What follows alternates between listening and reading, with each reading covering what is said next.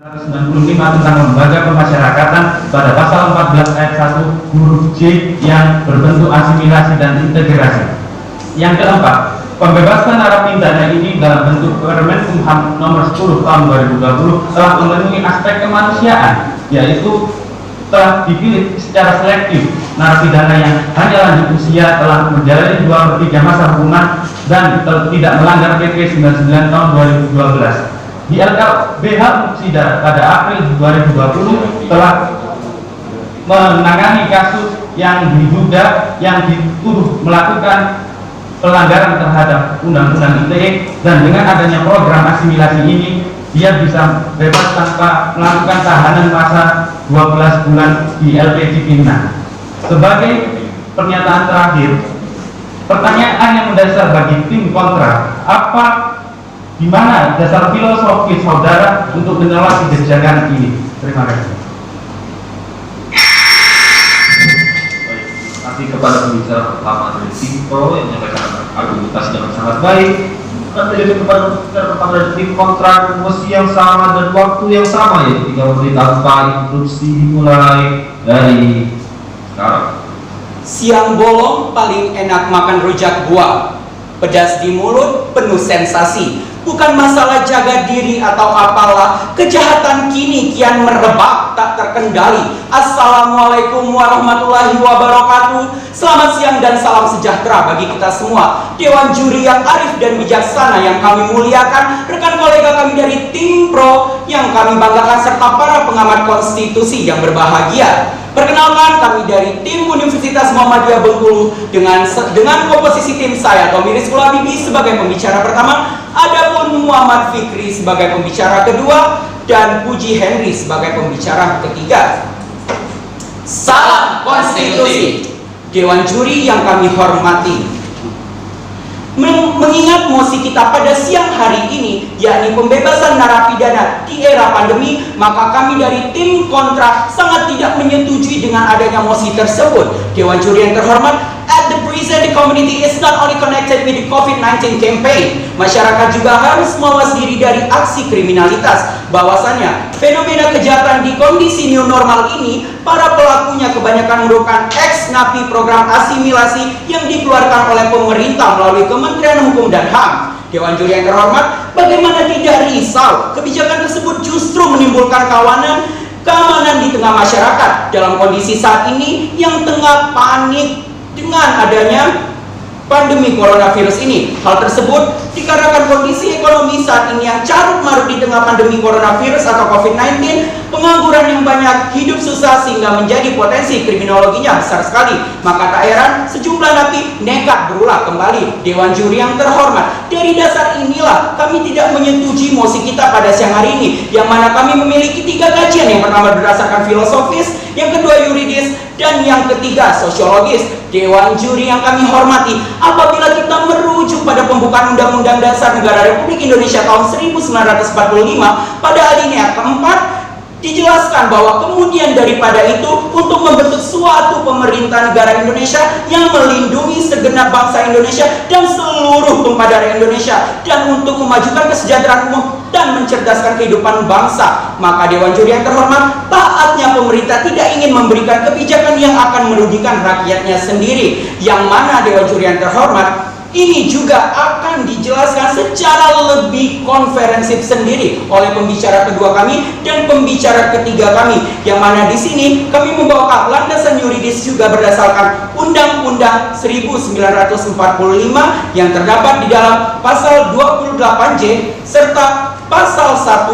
angka 7 Undang-Undang nomor 12 tahun 1995, dan ini akan dijelaskan secara lebih konferensif oleh pembicara ketiga kami. Terima kasih. Wassalamualaikum warahmatullahi wabarakatuh. Terima kasih kepada para tim yang menyampaikan argumentasinya yang sangat bersemangat. Lanjutkan kepada pembicara kedua dari tim pro dengan waktu 5 menit dan 2 kali interupsi dimulai pada 1 menit pertama dan diakhiri pada 1 menit terakhir. Waktu bagi tim pro 5 menit dimulai dari sekarang. Dewan juri yang terhormat, segenap pemerhati konstitusi dan rekan kami dari tim kontra, kami ingin membidas apa yang disampaikan dari tim kontra, karena menurut kami alasan dari tim kontra kurang berdasar. Oleh sebab itu, kami menilai dari pembahasan atau pembicaraan yang dilakukan oleh tim kami, tim pertama, kita ingin mempertegas dan menguatkan argumentasi tersebut. Oleh karena itu, dalam musim pandemi ini, COVID-19 ini, kita mengetahui bahwa program ini, kebijakan ini tidak hanya dilakukan di Indonesia, tapi banyak di berbagai negara itu sudah melakukan kebijakan ini. Adapun dari kebijakan ini sudah dilakukan adalah untuk menselaraskan keselarasan hukum tertinggi kita. Hukum sebagai keselamatan dan kejiwaan masyarakat itu harus kedepankan. Oleh karena itu, kami menilai secara konstitusi, secara hukum yang ada di negara kita bahwasanya asimilasi atau pembebasan narapidana di masa pandemi ini adalah sangatlah tepat. Oleh karena itu, kami menilai bahwasanya program asimilasi yang terintegrasi ini adalah sangat tepat di masa pandemi ini. Oleh karena itu, manajemen resiko yang selama ini kita lihat pada posisi aktual di lapangan adalah sangat berbahaya sekali. Oleh karena itu, tujuan hukum, fungsi hukum sebagai manajemen resiko untuk mengurangi klaster baru pada penyakit COVID ini adalah pada tahapan reedukasi dan resosialisasi. Oleh sebab itu, reedukasi dilakukan pembinaan secara tepat kepada warga negara binaan dan juga narapidana yang memiliki persyaratan untuk dibebaskan. Dan juga resosialisasi harus dilakukan itu. Karena apa? Mereka juga makhluk sosial, makhluk yang harus dibaurkan kepada makhluk-makhluk yang lain. Tapi pada kenyataan, kita harus tetap ada pengawasan dari Balai Permasyarakatan dan juga mendapatkan koordinasi dengan kepala desa dan juga RT RW setempat. Oleh karena itu, dari kami Dewan Juri yang arif dan bijaksana dan rekan berpikir kami dari tim kontra yang dari tim pro yang sangat kami banggakan pada hari ini. Tadi tim pro mengatakan bahwa contoh dari penerapan mosi kita pada kali ini ada di negara-negara lain. Apakah tim pro bisa membuktikan bahwa survei dari negara-negara lain itu sudah berhasil akan mosi kita pada kali ini? Terima kasih.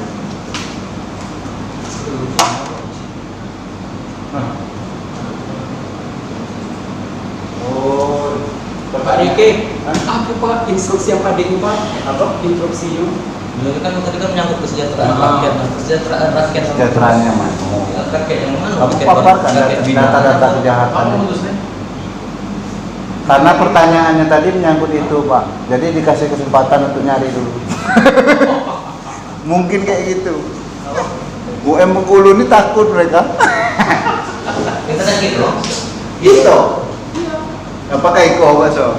bahwasanya kapasitas lapas kita di Indonesia tidak mencukupi dari kapasitas sekitar 160.000, tapi secara aktual narapidana kita terdiri dari 270 ribuan. Oleh karena itu, sampai di mana sisi kemanusiaan humanity yang diperankan oleh negara. Oleh karena itu, kita meminta kepada pemerintah, kita tetap mendukung apa yang dilakukan dengan kebijakan asimilasi dan integrasi ini. Oleh sebab itu, kami dari tim pro. Jadi sekarang Dewan Juri yang terhormat, sebelumnya rekan berpikir kami dari tim kontra menyebutkan bahwa pembebasan narapidana ini dimaksudkan untuk kesejahteraan rakyat. Nah, di sini kami mengajukan sebuah pertanyaan Dewan Juri yang terhormat, kesejahteraan rakyat yang mana yang dimaksud oleh rekan berpikir kami dari tim kontra? Apakah kesejahteraan rakyat warga binaan atau kesejahteraan rakyat pada umumnya? Terima kasih.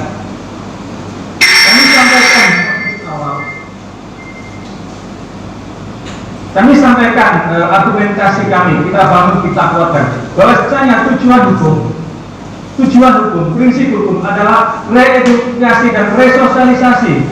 Kemanfaatannya banyak sekali dengan adanya proses pembebasan di era pandemi ini. Karena apa? Mereka sebagai manusia yang pada latar belakangnya sebagai makhluk sosial mendapatkan pembinaan, keterampilan di dalam lapas. Oleh karena itu mereka juga seharusnya setelah memiliki syarat yang telah ditentukan dari Kemenkumham 10 tahun 2020 sudah menjalani masa tua kebijakan. maaf sudah habis. Baik, terima kasih kepada pembicara kedua dari tim Lanjutkan kepada pembicara kedua ada tim kontra dengan waktu yang sama, yaitu dengan dua kali instruksi yang dimulai dari 1 menit pertama dan yaitu pada 1 menit terakhir. Waktu 5 menit bagi tim kontra dimulai dari sekarang. Salus populi suprema lex. Kemakmuran dan kesejahteraan rakyat adalah hukum tertinggi dalam suatu negara. Assalamualaikum warahmatullahi wabarakatuh. Dewan juri yang kami hormati, rekan berpikir kami tim kontra yang kami banggakan.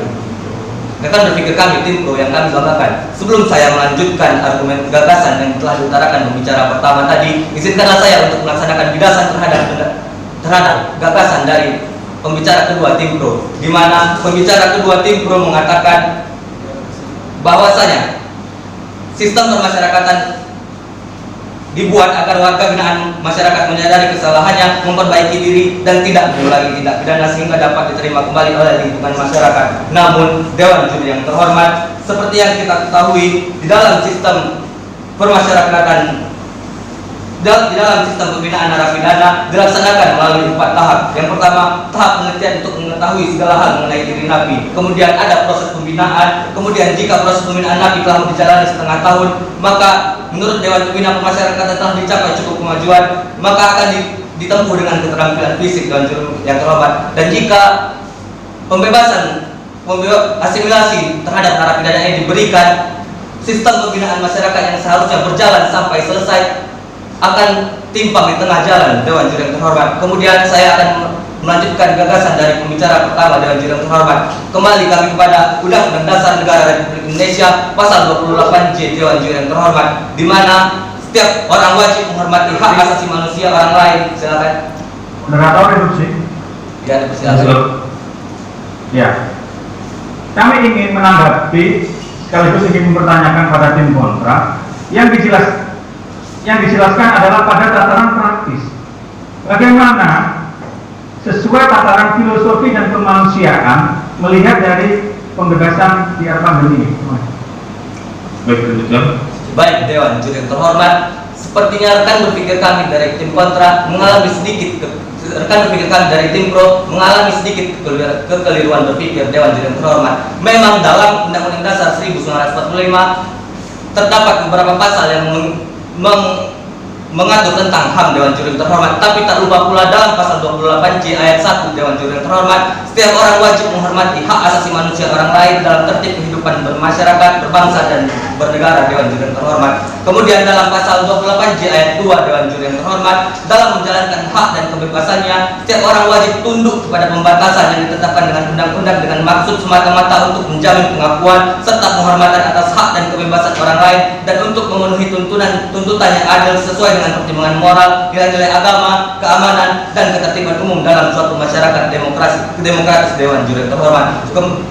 Kemudian dari Dewan Juri yang terhormat, melanjutkan gagasan dari pembicara pertama tadi, menurut pasal 1 angka 7 Undang-Undang Nomor 12 Tahun 1995 tentang Permasyarakatan, definisi narapidana adalah terpidana yang menjalani pidana hilang kemerdekaan di lapas. Seseorang yang menjalani pidana penjara ataupun kurungan berarti hak atas kebebasannya sedang direnggut. Akan tetapi dalam pelaksanaannya, narapidana tidak hanya menjalani hukuman saja, tetapi juga menjalani rehabilitasi yang merupakan salah satu dari tujuan pemindanaan, Dewan Juri yang terhormat. Kemudian pada huruf C dalam undang-undang tersebut, Dewan Juri yang terhormat, disebutkan bahwa tujuan dari sistem permasyarakatan adalah warga binaan permasyarakatan menyadari kesalahannya. Saudara, iya. Kami ingin menanyakan juga pada tim kontra, belum disebutkan yaitu terkait tujuan hukum. Pembicara kedua dari tim pro mengatakan bahwa dalam hal ini narapidana yang dibebaskan itu akan tetap mendapat binaan, akan tetap mendapat pengawasan. Namun dalam pembahasan narapidana dalam jumlah besar ini perlu kita ketahui kalau ini akan menyebabkan keresahan terhadap masyarakat. Menurut Guru Besar Hukum Pidana Universitas Jenderal Sudirman, Profesor Hipnu Nugroho, bahwa perbuatan napi yang kembali berulang menimbulkan keresahan di masyarakat. Kemudian lebih jelasnya,